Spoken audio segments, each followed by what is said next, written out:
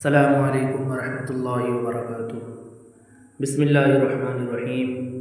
تمام تعریف اللہ رب العالمین کے لیے جو عزت بھی دیتا ہے اور آزمائش بھی۔ درود و سلام ہمارے آقا حضرت محمد مصطفیٰ صلی اللہ تعالیٰ علیہ وسلم پر، جنہوں نے حق اور باطل کے درمیان فرق واضح فرمایا۔ ناظرین کرام، آج ہم تاریخ اسلام کے ایک نہایت اہم اور دردناک باب کا ذکر کریں گے۔ یہ وہ وقت تھا جب امام حسین رضی اللہ تعالیٰ عنہ مکہ مکرمہ میں قیام پذیر تھے۔ کوفہ سے ہزاروں خطوط آ رہے تھے۔ لوگ آپ کو اپنی امیدوں کا مرکز سمجھ رہے تھے، اور پھر وہ لمحہ آیا جب امام حسین رضی اللہ تعالیٰ عنہ نے حج کو عمرہ میں تبدیل کر کے مکہ مکرمہ سے روانگی اختیار فرمائی۔ یہ واقعہ صرف تاریخ نہیں بلکہ امت مسلمہ کے لیے ایک عظیم درس ہے۔ آئیے اس داستان کو تفصیل سے سنتے ہیں۔ امیر معاویہ رضی اللہ تعالیٰ عنہ کے انتقال کے بعد یزید حکومت پر قابض ہوا۔ اس نے مختلف علاقوں کو گورنروں کو حکم دیا کہ لوگوں سے اس کی بیعت لی جائے۔ مدینہ منورہ میں بھی امام حسین رضی اللہ تعالیٰ عنہ سے بیعت کا مطالبہ کیا گیا، لیکن آپ نے اس کا انکار فرمایا۔ حالات کی نزاکت دیکھتے ہوئے آپ مدینہ منورہ سے مکہ مکرمہ تشریف لے آئے۔ مکہ مکرمہ وہ شہر تھا جسے اللہ رب العزت نے امن والا شہر قرار دیا۔ امام حسین رضی اللہ تعالیٰ عنہ نے وہاں قیام فرمایا۔ دنیا بھر سے آنے والے حاجی اور زائرین آپ سے ملاقات کرتے، آپ کی باتیں سنتے اور آپ کے علم و تقویٰ سے فیض حاصل کرتے۔ اسی دوران عراق کے شہر کوفہ میں ایک عجیب کیفیت پیدا ہو چکی تھی۔ کوفہ کے لوگوں کو حضرت علی رضی اللہ تعالیٰ عنہ کے دور کی یادیں تازہ تھیں۔ وہ جانتے تھے کہ رسول کریم صلی اللہ تعالیٰ علیہ وسلم کے نواسی امام حسین رضی اللہ تعالیٰ عنہ حق پر ہیں۔ چنانچہ کوفہ کے بہت سے لوگوں نے خطوط لکھنا شروع کیے۔ ابتدا میں چند خطوط آئے، پھر درجنوں، پھر سینکڑوں اور پھر ہزاروں خطوط آنے لگے۔ مورخین بیان کرتے ہیں کہ بار بار قاصد مکہ مکرمہ پہنچتے اور خطوط امام حسین رضی اللہ تعالیٰ عنہ کی خدمت میں پیش کرتے۔ ہر خط میں تقریباً ایک ہی پیغام ہوتا: اے رسول کریم صلی اللہ تعالیٰ علیہ وسلم کے نواسے، ہمارے پاس کوئی امام نہیں ہے، آپ ہمارے پاس تشریف لائیے، ہم آپ کی بیعت کریں گے، ہم آپ کا ساتھ دیں گے اور آپ کے لیے اپنی جان قربان کر دیں گے۔ یہ خطوط صرف چند افراد کی طرف سے نہیں تھا بلکہ مختلف قبائل، سرداروں اور عوام کی طرف سے بھی آ رہے تھے۔ بعض روایات کے مطابق خطوط کی تعداد ہزاروں تک پہنچ گئی تھی۔ امام حسین رضی اللہ تعالیٰ عنہ ایک انتہائی بصیرت رکھنے والے انسان تھے۔ آپ صرف جذبات کی بنیاد پر کوئی فیصلہ نہیں کرتے تھے۔ آپ جانتے تھے کہ کسی بھی اقدام سے پہلے حالات کی حقیقت معلوم کرنا ضروری ہے، لہذا آپ نے فوری طور پر کوفہ جانے کا فیصلہ نہیں کیا بلکہ پہلے وہاں کے حالات کی تحقیق کا ارادہ فرمایا۔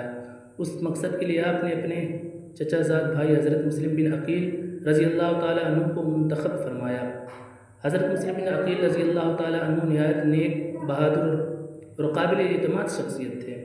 وہ حضرت علی رضی اللہ تعالیٰ عنہ کے خاندان سے تعلق رکھتے تھے اور امام حسین رضی اللہ تعالیٰ عنہ کے انتہائی قریبی ساتھیوں میں سے شمار ہوتے تھے۔ امام حسین رضی اللہ تعالیٰ عنہ نے انہیں ایک خط دے کر کوفہ روانہ فرمایا۔ اس خط میں اہل کوفہ کو یہ پیغام دیا گیا کہ میں نے اپنے بھائی اور اپنے قابل اعتماد نمائندے مسلم بن عقیل رضی اللہ تعالیٰ عنہ کو تمہاری طرف بھیجا ہے۔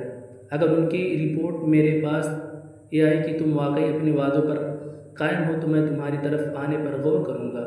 حضرت مسلم بن عقیل رضی اللہ تعالیٰ عنہ مکہ مکرمہ سے روانہ ہوئے اور سفر کرتے ہوئے کوفہ پہنچ گئے۔ کوفہ پہنچنے پر لوگوں نے ان کا شاندار استقبال کیا۔ ہزاروں افراد ان کے گرد جمع ہونے لگے۔ لوگ جوش و خروش کے ساتھ امام حسین رضی اللہ تعالیٰ عنہ کی حمایت کا اعلان کر رہے تھے۔ تاریخی روایت میں آتا ہے کہ ہزاروں افراد نے حضرت مسلم بن عقیل رضی اللہ تعالیٰ عنہ کے ہاتھ پر امام حسین رضی اللہ تعالیٰ عنہ کی بیعت کی۔ اس منظر کو دیکھ کر ایسا محسوس ہوتا تھا کہ پورا کوفہ امام حسین رضی اللہ تعالیٰ عنہ کی آمد کا منتظر ہے۔ حضرت مسلم بن عقیل رضی اللہ تعالیٰ عنہ نے حالات کا جائزہ لینے کے بعد امام حسین رضی اللہ تعالیٰ عنہ کو خط لکھا اور بتایا کہ لوگ آپ کے منتظر ہیں، آپ تشریف لے آئیے۔ یہ خط مکہ مکرمہ پہنچا تو بظاہر حالات امید افزا دکھائی دے رہے تھے، لیکن تاریخ کے پردے کے پیچھے کچھ اور ہی ہونے والا تھا۔ یزید کو جب کوفہ کی صورتحال کی اطلاع ملی تو پریشان ہو گیا۔ اسے اندازہ ہو گیا تھا کہ اگر امام حسین رضی اللہ تعالیٰ عنہ کوفہ پہنچ گئے تو اس کی حکومت کے لیے بڑا چیلنج پیدا ہو سکتا ہے۔ چنانچہ اس نے کوفہ کے گورنر کو ہٹا کر ایک سخت مزاج شخص عبید اللہ بن زیاد کو کوفہ کا حاکم مقرر کیا۔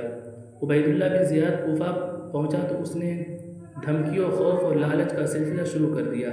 قبائلی سرداروں کو خریدا گیا، لوگوں کو ڈرایا گیا اور عوام پر سخت دباؤ ڈالا گیا۔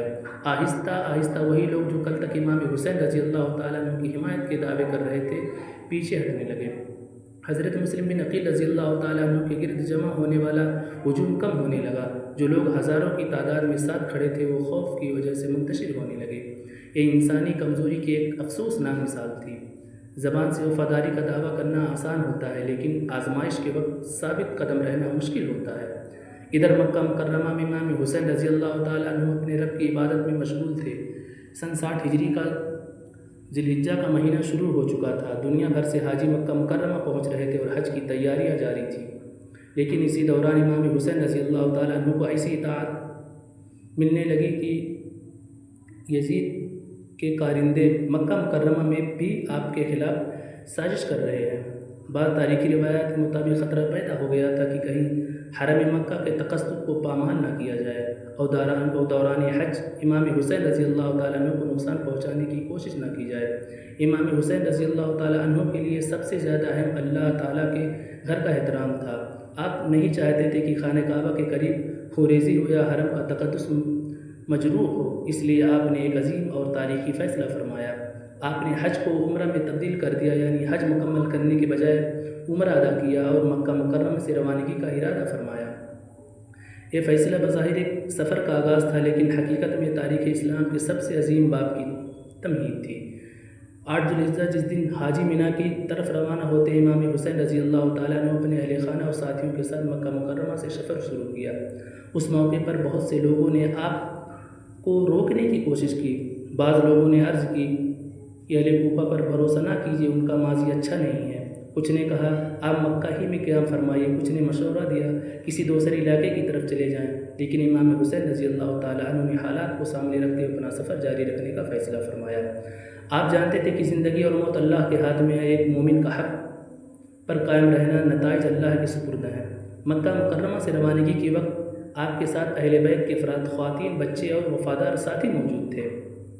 یہ قافلہ بظاہر ایک مسافر قافلہ تھا، لیکن در حقیقت یہ تاریخ کے اس سفر پر روانہ ہو رہا تھا جس کی یاد قیامت تک باقی رہے گی۔ امام حسین رضی اللہ تعالیٰ عنہ کے دل میں یہ امید تھی کہ اہل کوفہ اپنے وعدوں پر قائم رہیں گے، لیکن تقدیر کچھ اور فیصلہ کر چکی تھی۔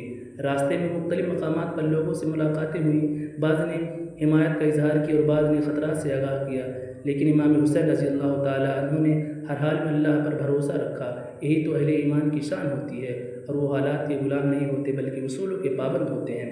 مکہ مکرمہ سے روانگی کا یہ مرحلہ ہمیں یہ سبق دیتا ہے کہ ایک سچا مسلمان حق کے راستے میں مشکلات سے نہیں گھبراتا، وہ دنیاوی فائدے و نقصان کو نہیں دیکھتا بلکہ اللہ کی رضا کو مقدم رکھتا ہے۔